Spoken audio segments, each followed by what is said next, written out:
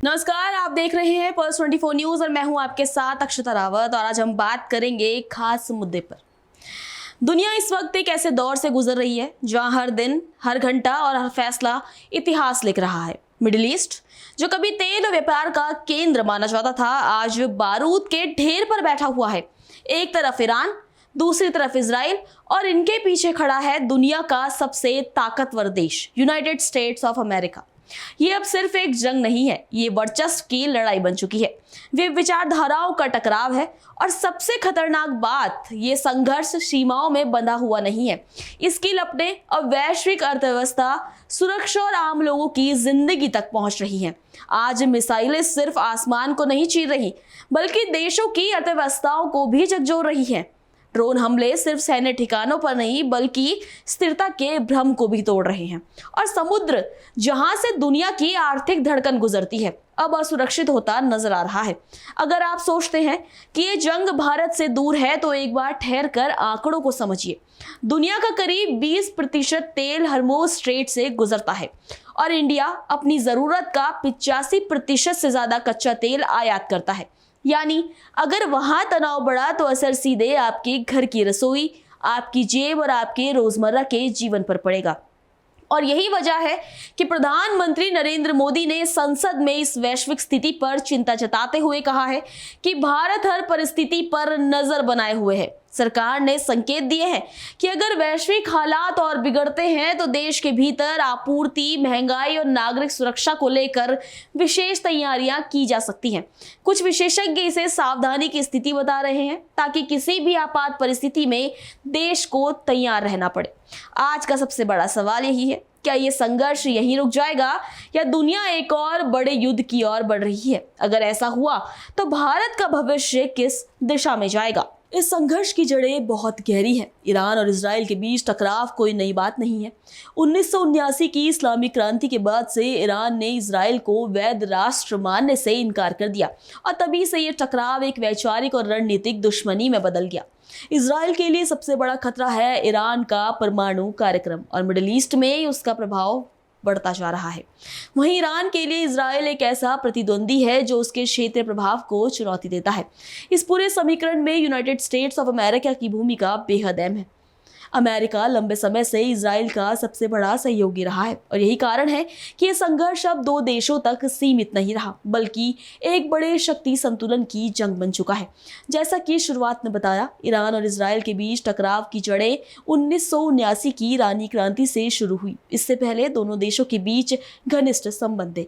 1948 में इजराइल के गठन के बाद ईरान ने उसे मान्यता देने वाले शुरुआती मुस्लिम देशों में से एक बताया।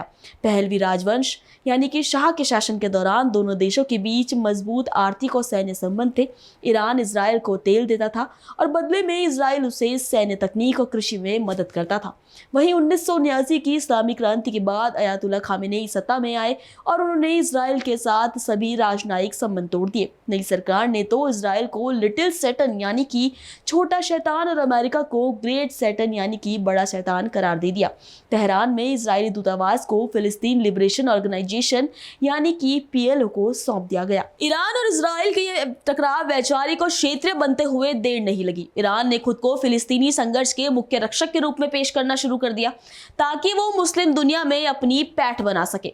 वहीं प्रॉक्सी वॉर यानी करीब 1980 के दशक से ईरान ने इजराइल के खिलाफ लड़ने के लिए हिजबुल्ला और बाद में हमास जैसे समूह को समर्थन देना शुरू किया, जिससे दोनों के बीच सीधे टकराव की नींव पड़ी। वहीं 1990 के दशक के बाद से इजराइल ने ईरान के परमाणु कार्यक्रम को अपने अस्तित्व के लिए खतरा माना, जिसने तनाव को और ज्यादा गहरा कर दिया। पिछले 2 दशकों में ईरान के परमाणु कार्यक्रम और उसकी बढ़ती मिसाइल तकनीक ने इस दुश्मनी को चरम पर पहुंचा दिया है, क्योंकि इजराइल का मानना है कि परमाणु हथियारों से लैस ईरान उसके विनाश का कारण बन सकता है। यही वैचारिक और रणनीतिक मतभेद आज एक सीधे सैन्य संघर्ष का रूप ले चुके हैं। वर्तमान में हालात तब और बिगड़े जब लगातार टारगेटेड स्ट्राइक, साइबर हमलों और प्रॉक्सी वॉर ने सीधी भिड़ंत का रूप ले लिया। आज स्थिति ये है कि संघर्ष छाया युद्ध से निकलकर खुली लड़ाई बन चुका है। आज मिडिल ईस्ट का परिदृश्य एक जलते हुए बारूद के ढेर के समान हो गया है, जहां ईरान और इजराइल के बीच दशकों से चलता आ रहा छाया युद्ध यानी कि शैडो वॉर अब एक भीषण और सीधे सैन्य संघर्ष में तब्दील हो चुका है। इजराइल अपनी अत्याधुनिक सैन्य तकनीक और वायुसेना के जरिए ईरान के भीतर मौजूद रणनीतिक ठिकाने, विशेषकर परमाणु केंद्र और मिसाइल डिपो को लगातार निशाना बना रहा है। इजराइल का स्पष्ट संदेश है कि वो अपनी सीमाओं की सुरक्षा के लिए किसी भी हद तक जा सकता है। इसके जवाब में ईरान ने अपनी प्रतिरोध की धुरी यानी कि एक्सिस ऑफ रेजिस्टेंस को सक्रिय कर दिया है, जिसके तहत वो न केवल अपनी सीमाओं से बल्कि हिजबुल्लाह और हमास जैसे समूह के माध्यम से भी इजराइल पर मिसाइलों और आत्मघाती ड्रोन्स की बारिश कर रहा है। इस पूरे संघर्ष का सबसे भयावह पहलू आर्थिक है। विश्व की ऊर्जा जीवन रेखा माने जाने वाला स्ट्रेट ऑफ हॉर्मुज अब युद्ध के साए में है। दुनिया का कुल तेल व्यापार का लगभग 5वां हिस्सा इसी संक्रे मार्ग से गुजरता है। यदि ईरान इस रास्ते को लंबे समय तक बाधित करता है तो वैश्विक बाजार में कच्चे तेल की कीमतों में ऐसी आग लगेगी जो विकसित और विकासशील दोनों तरह की अर्थव्यवस्थाओं को झुलसा देगी। एक वैश्विक ऊर्जा संकट न केवल महंगाई बढ़ाएगा बल्कि कई देशों में औद्योगिक मंदी का कारण भी बन सकता है। इस तनावपूर्ण माहौल में संयुक्त राज्य अमेरिका की भूमिका निर्णायक हो गई है। अमेरिका ने न केवल क्षेत्र में अपनी नौसैनिक और हवाई मौजूदगी बढ़ा दी है बल्कि स्पष्ट संकेत भी दिया है कि वो अपने सहयोगियों की रक्षा के लिए सीधा हस्तक्षेप करने से पीछे नहीं हटेगा। अमेरिकी विमानवाहक पोतों की तैनाती और हालिया सैन्य बयानबाजी इस बात की पुष्टि करती है कि यह संघर्ष अब केवल दो देशों की निजी दुश्मनी नहीं रह गया है। स्थिति अब उस नाजुक मोड़ पर है जहां एक छोटी सी गलती या गलतफहमी पूरे क्षेत्र को एक महायुद्ध की आग में धकेल सकती है, जिसके परिणाम पूरी मानवता के लिए तो विनाशकारी होंगे ही। मध्य पूर्व में बढ़ता ईरान इजराइल तनाव अब केवल एक क्षेत्रीय संघर्ष नहीं रह गया है बल्कि इसके गहरे आर्थिक और कूटनीतिक प्रभाव भारत की दहलीज तक भी पहुंच चुके हैं। वर्तमान स्थिति में भारत के लिए ये संकट 3 प्रमुख मोर्चों पर एक अग्नि परीक्षा की तरह है: ऊर्जा सुरक्षा, आर्थिक स्थिरता और अपने नागरिकों की रक्षा। सबसे पहले बात करेंगे ऊर्जा सुरक्षा और महंगाई के चक्र की। भारत अपने कच्चे तेल की जरूरतों का लगभग 85% आयात करता है, जिसका एक बड़ा हिस्सा खाड़ी देशों से आता है। स्ट्रेट ऑफ हॉर्मुज में तनाव के कारण वैश्विक स्तर पर कच्चे तेल की कीमतें $110 प्रति बैरल को पार कर चुकी है। तेल की कीमतों में यह अस्थिरता सीधे तौर पर भारत में फ्यूल इन्फ्लेशन यानी कि ईंधन जनित मुद्रास्फीति को जन्म दे रही है। यदि कच्चा तेल महंगा बना रहता है तो माल ढुलाई यानी कि लॉजिस्टिक की लागत बढ़ेगी, जिससे फल, सब्जियों और रोजमर्रा की आवश्यक वस्तुओं का दाम बढ़ना निश्चित है। हालांकि सरकार ने अब तक एक्साइज ड्यूटी में कटौती कर कीमतों को नियंत्रित रखने की कोशिश की है, लेकिन युद्ध के लंबा खींचने पर यह संतुलन बनाए रखना एक बड़ी चुनौती होगी। दूसरा है व्यापारिक मार्ग और सप्लाई चेन पर संकट। मिडिल ईस्ट भारत का एक प्रमुख व्यापारिक साझेदार है। संयुक्त अरब अमीरात, सऊदी अरब और इराक जैसे देशों के साथ भारत का अरबों डॉलर का आयात निर्यात जुड़ा हुआ है। युद्ध के कारण समुद्री रास्तों पर बढ़ते खतरे और शिपिंग इंश्योरेंस की बढ़ती दरों ने सप्लाई चेन को बाधित कर दिया है। विशेष रूप से भारत का रत्नाभूषण, इलेक्ट्रॉनिक्स और इंजीनियरिंग सामानों का निर्यात प्रभावित हो रहा है। साथ ही IMEC यानी कि India middle east Europe economic corridor जैसे महत्वाकांक्षी प्रोजेक्ट्स पर भी अनिश्चितता का बादल मंडरा रहा है, जो भारत को भविष्य में यूरोप से जोड़ने के लिए रणनीतिक रूप से अत्यंत महत्वपूर्ण थे। भारत पर इसका असर अब साफ दिखने लगा है। सबसे पहले असर ऊर्जा क्षेत्र में है। तेल की कीमतों में अस्थिरता बढ़ रही है और इसका सीधा असर महंगाई पर पड़ सकता है। दूसरा बड़ा असर व्यापार और सप्लाई चेन पर है। मिडिल ईस्ट भारत का एक बड़ा व्यापारिक साझेदार है और ये अस्थिरता का मतलब है आयात निर्यात में बाधा। अब बात करते हैं तीसरे और संवेदनशील मुद्दे की, जो है भारतीय नागरिक। लाखों भारतीय नागरिक इस क्षेत्र में काम करते हैं और उनकी सुरक्षा को लेकर भारत सरकार लगातार नजर बनाए हुए है। भारत के लिए सबसे संवेदनशील मुद्दा खाड़ी देशों में काम करने वाले करीब 90 लाख भारतीय प्रवासी हैं। ये नागरिक न केवल भारत को भारी मात्रा में रेमिटेंस यानी कि विदेशी मुद्रा भेजते हैं, बल्कि उनकी सुरक्षा भारत सरकार की सर्वोच्च प्राथमिकता है। युद्ध के विस्तार का मतलब है कि इन लाखों परिवारों की आजीविका और जीवन पर संकट। विदेश मंत्रालय ने पहले ही क्षेत्र में रह रहे भारतीयों के लिए एडवाइजरी जारी कर दी है और इवैक्यूएशन यानी कि आकस्मिक निकासी की की योजनाएं तैयार रखी है। वहीं भारत की रणनीतिक तैयारी और प्रधानमंत्री का रुख जानना भी जरूरी है। प्रधानमंत्री नरेंद्र मोदी ने संसद में वैसे तो देश को आश्वस्त करते हुए स्पष्ट किया है कि भारत इस वैश्विक अस्थिरता के बीच अपनी अर्थव्यवस्था और नागरिकों को सुरक्षित रखने के लिए हर संभव कदम उठा रहा है। सरकार ने रणनीतिक पेट्रोलियम भंडार यानी कि स्ट्रेटेजिक पेट्रोलियम रिजर्व्स का उपयोग करने और ऊर्जा के वैकल्पिक स्रोतों जैसे रूस के साथ बढ़ता व्यापार पर ध्यान केंद्रित किया है। प्रधानमंत्री का यह बयान कि भारत हर स्थिति के लिए तैयार है, यह दर्शाता है कि देश अपनी आंतरिक आपूर्ति व्यवस्था को सुदृढ़ करने के साथ साथ कूटनीतिक स्तर पर भी शांति और संवाद का पक्ष ले रहा है। भारत ने इस संकट में किसी एक पक्ष का चुनाव करने के बजाय नेशन फर्स्ट यानी कि राष्ट्र प्रथम की नीति अपनाई है। जहां भारत का इजराइल के साथ गहरा रक्षा तकनीक सहयोग है, वहीं ईरान के साथ चाबहार पोर्ट और मध्य एशिया तक पहुंच के रणनीतिक संबंध है। प्रधानमंत्री मोदी का रुख स्पष्ट है कि संवाद और कूटनीति ही एकमात्र रास्ता है।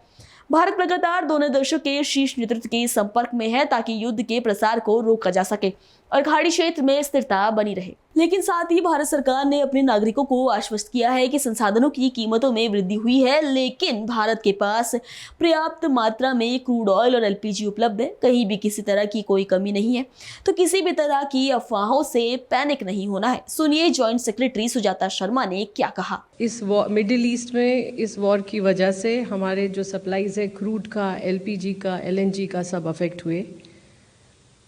क्रूड का प्राइस, बाकी प्रोडक्ट्स का प्राइस भी इंटरनेशनल मार्केट में बढ़ा, बट भारत सरकार ने कई स्तर पर कई इम्पॉर्टेंट डिसीजंस लिए और इस सिचुएशन को बहुत इफ़ेक्टिवली मैनेज करने के लिए आज की तारीख में we have sufficient crude inventories और अगले 2 महीने के लिए supplies have been lined up.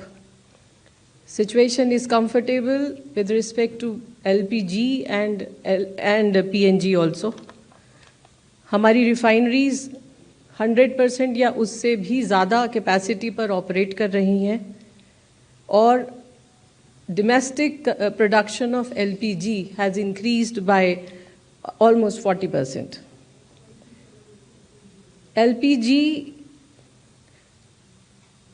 आप जैसा जानते हैं कि we have a huge import dependency और इसका 90% जो आ रहा था वो स्ट्रेट ऑफ हॉर्मूज से आ रहा था। इसलिए भारत सरकार ने निर्णय लिया कि डोमेस्टिक कंज्यूमर्स को प्रायोरिटाइज किया जाएगा और इसी क्रम में उनको प्रायोरिटाइज करते हुए कमर्शियल सप्लाईज को सबसे पहले कुछ समय के लिए रोका गया। उसके बाद बहुत कैलिब्रेटेड डिसीजन लेते हुए पहले 20% कमर्शियल सप्लाईज को रेस्टोर किया गया, उसके बाद 10% based on ease of doing business for the expansion of PNG network. उसके बाद भारत सरकार ने इसको 50% किया और आज इसको 70% किया गया है। इन सभी प्रयत्नों के फलस्वरूप कमर्शियल एलपीजी लगभग पिछले 14 मार्च से कल तक लगभग 30,000 टन कमर्शियल कंज्यूमर्स को दी गई है। जब भारत सरकार ने ये निर्णय लिए तो ये भी डिसीजन ये भी ख्याल रखा कि restaurant, dhaba, hotel, industrial canteen, migrant labour उनको प्रायोरिटाइज किया जाए। इसके अलावा जो आज ऑर्डर दिया गया है उसमें ये स्पष्ट रूप से कहा गया है कि priority shall be to steel, automobile, textile, dyes, chemicals and plastics. लगभग 30,000 सिलेंडर माइग्रेंट लेबर को 5 किलो के FTL सिलेंडर्स भी दिए गए हैं, सेल हुए हैं। ये सब बताने का कारण ये है कि मैं ये दोबारा से स्पष्ट करना चाहती हूँ कि हमारे पास सफिशेंट अमाउंट में क्रूड अवेलेबल है, पेट्रोल डीजल पर्याप्त मात्रा में उपलब्ध है, LPG की सप्लाईज इंश्योर्ड हैं, LNG की सप्लाईज इंश्योर्ड हैं, PNG की सप्लाईज इंश्योर्ड हैं। बावजूद इसके कई जगह पर र्यूमर्स देखे गए हैं और उन र्यूमर्स की वजह से पेट्रोल पंप्स पर लंबी लंबी लाइनें भी देखी गई हैं। आपने देखा कि क्रूड का प्राइस, इंडियन बास्केट का भी प्राइस जो लगभग $70 पर बैरल के आसपास घूम रहा था, वो $100 से भी ऊपर पहुंच गया।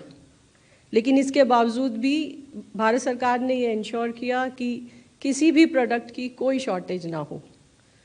हमारे आसपास के देश, दुनिया भर में फ्यूल प्राइसेस इंक्रीज़ हुए हैं, लेकिन हमारे यहाँ पेट्रोल, डीज़ल का कोई प्राइस इंक्रीज़ नहीं हुआ है। इसी क्रम में जैसा कि आपको अभी बताया गया है कि एक्साइज ड्यूटी रिडक्शन हुआ है। भारत सरकार के पास दो ऑप्शन थे, या तो कंज्यूमर्स पे पास ऑन होता या सरकार खुद हिट लेती। तो यहाँ पर सरकार ने खुद हिट लिया है और ये इंश्योर किया है कि पेट्रोल और डीज़ल का प्राइस ना बढ़े। इस संबंध में मैं ये आपको बताना चाहूँगी कि अप्रैल 2022 से पेट्रोल और डीज़ल का प्राइस या तो कम हुआ है या वही रहा है, ये कभी इंक्रीज़ नहीं हुआ है। अप्रैल 2025 में जब ₹2 एक्साइज ड्यूटी बढ़ाई गई, तब भी इसको कंज्यूमर को पास ऑन नहीं किया गया था। सो ये एक बहुत इम्पॉर्टेंट तथ्य है जो हमें ध्यान में रखना चाहिए।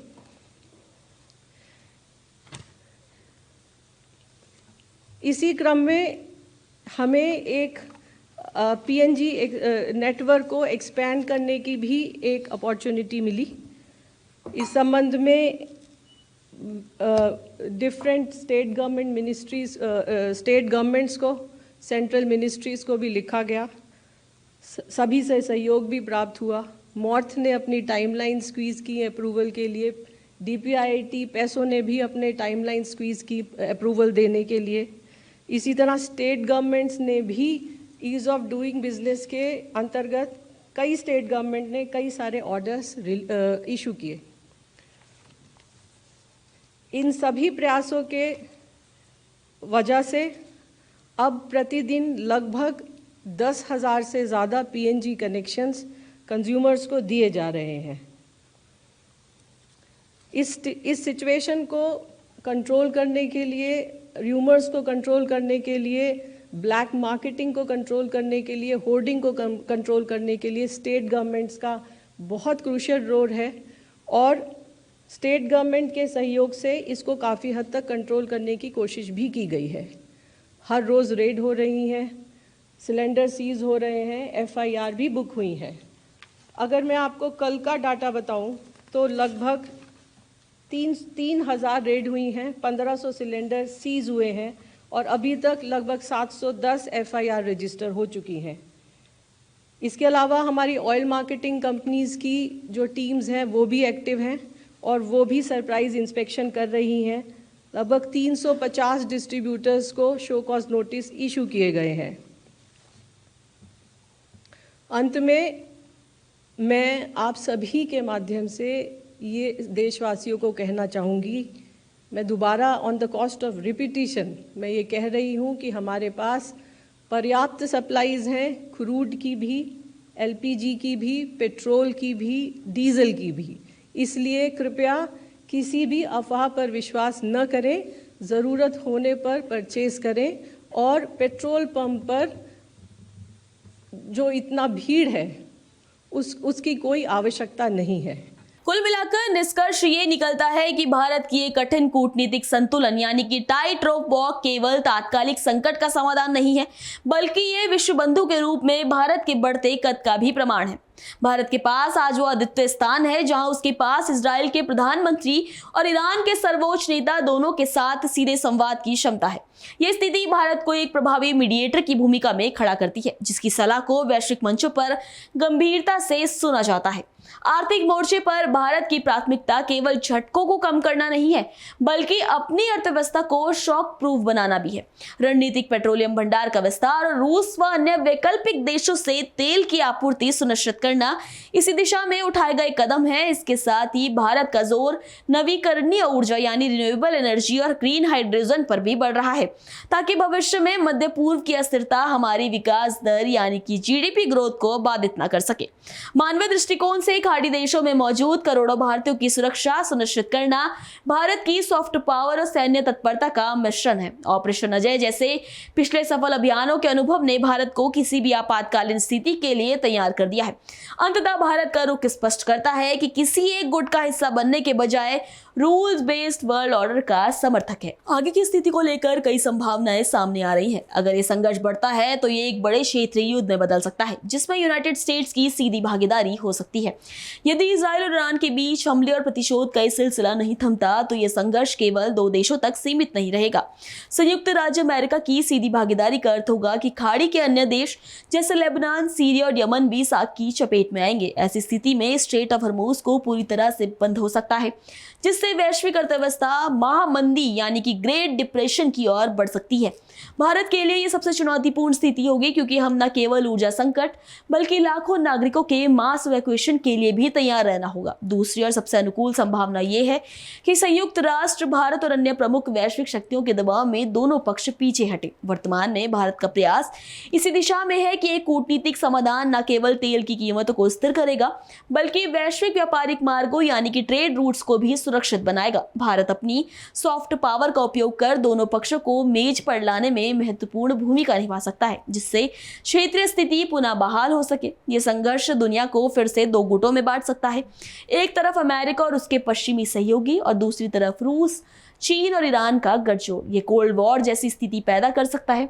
भारत के लिए यहाँ सबसे बड़ी चुनौती है अपनी स्ट्रेटेजिक ऑटोनॉमी को बनाए रखना। भारत न तो पश्चिमी गुट का पूर्ण हिस्सा बनना चाहता है और न ही यूरेशियाई गुट का। भारत का लक्ष्य एक ऐसा बहुध्रुवीय विश्व व्यवस्था का नेतृत्व करना है जहाँ विकासशील देशों के हितों की अनदेखी न हो। कुल मिलाकर भारत के लिए आने वाला समय सतर्कता और सक्रियता का है। प्रधानमंत्री मोदी का राष्ट्र प्रथम का दृष्टिकोण ये सुनिश्चित करता है कि भारत किसी भी गुटबाजी का शिकार हुए बिना अपनी आर्थिक और रणनीतिक हितों को सर्वोपरि रखेगा, चाहे वो ऊर्जा के लिए रूस के साथ व्यापार हो या रक्षा के लिए इजराइल के साथ साझेदारी। भारत अपनी जरूरतों के हिसाब से अपने फैसले खुद लेगा। अंततः ये संकट भारत को एक ग्लोबल स्टेबलाइजर यानी कि वैश्विक स्थिरता लाने वाले देश के रूप में उभरने का भी अवसर दे रहा है। भारत की कूटनीति का असली परीक्षण अब इसी बात पर होगा कि वो इस जलते हुए क्षेत्र की शांति की मशाल कैसे जलाए रखता है। लेकिन भारत के लिए सबसे बड़ी चुनौती यही होगी कि वो इस संकट के बीच अपने आर्थिक, रणनीतिक और मानवीय हितों को संतुलित भी रखे। तो ये सिर्फ सरहदों की लड़ाई नहीं है, ये एक ऐसा वैश्विक मोड़ है जहां से आने वाली सदियों का भविष्य तय होगा। आज मिडिल ईस्ट के रेगिस्तानों में जो आग लगी है उसकी तपिश 7 समुंदर पार भारत की रसोई, आपकी जेब और आपकी जिंदगी की सुरक्षा तक पहुंच चुकी है। भारत इस वक्त दुनिया के लिए एक नैतिक कंपास, एक बेहद संतुलित शक्ति के रूप में उभरा है। हमारी रणनीति 2 तरफा है, एक तरफ शांति के लिए कूटनीति की मेज तो दूसरी तरफ किसी भी आकस्मिक संकट के लिए बैटल रेडी तैयारी। प्रधानमंत्री नरेंद्र मोदी का संसद में दिया गया कड़ा और स्पष्ट संदेश इस बात का प्रमाण है कि भारत अब केवल प्रतिक्रिया नहीं देता है बल्कि प्रोएक्टिव होकर अपनी अर्थव्यवस्था और नागरिकों के चारों ओर एक सुरक्षा कवच तैयार कर चुका है। अगर हालात और बिगड़ते हैं तो पेट्रोल से लेकर अनाज की आपूर्ति तक और समुद्री रास्तों से लेकर रक्षा सौदों तक भारत बड़े और कड़े फैसले लेने से हिचकिचाएगा नहीं। लेकिन बुनियादी सवाल अभी भी हवा में तैर रहा है। क्या आधुनिक सभ्यता इस विनाशकारी युद्ध से कोई सबक लेगी या फिर इतिहास की गलतियां एक बार फिर दोहराई जाएंगी? क्या शब्दों की शक्ति बारूद के शोर को दबा पाएगी या फिर हम एक ऐसे महायुद्ध के मुहाने पर खड़े हैं जहां से वापसी का कोई रास्ता संभव नहीं? भारत इस वक्त एक बेहद संतुलित और जिम्मेदार भूमिका निभा रहा है। एक तरफ कूटनीति तो दूसरी तरफ तैयारी, एक तरफ शांति की अपील है तो दूसरी तरफ हर स्थिति के लिए सतर्कता। लेकिन क्या भारत खुद इस वैश्विक तूफान का सामना करने और एक ग्लोबल लीडर के रूप में उभरने के लिए पूरी तरह से तैयार है? जवाब भविष्य की परतों में छिपा है, लेकिन आज की मुस्तैदी उम्मीद जगाती है। इन्हीं सवालों के साथ आज के इस विश्लेषण में बस इतना ही। फिर जुड़ेंगे एक नए विषय और विमर्श के साथ। आपसे विदा लेती हूँ। नमस्कार।